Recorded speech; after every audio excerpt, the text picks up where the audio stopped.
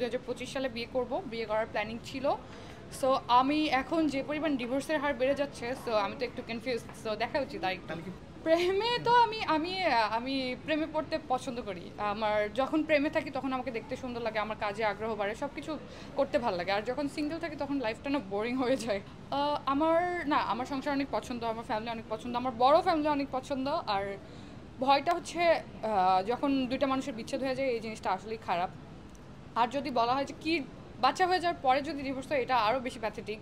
So আমি আমার বাবা মাকে দেখেছি সারা জীবন একসাথে থেকেছে, আমি একটা ভালো ফ্যামিলিতে বিলং করি, তো তাদের মধ্যে ভালোবাসাটা দেখেছি। সো আমি ওই জায়গা থেকে বিয়ে করতে ভয় পাই, বিকজ আজকালকার ম্যারেজে না কোনো ভরসা নেই। That's why. সত্যি কথা বলতে আমার পছন্দ ছিল ফরেনার বিয়ে করব, বাংলাদেশের ছেলে খুব একটা পছন্দ হয় না আমার। আর তারপরেও বলা তো যায় না কপালে কি আছে। আর আমি যদি বলি বিয়ের জন্য কেমন ছেলে লাগবে, সে লয়াল হইতে হবে, আর আমার আমার আমার সব ইচ্ছা পূরণ করতে হবে।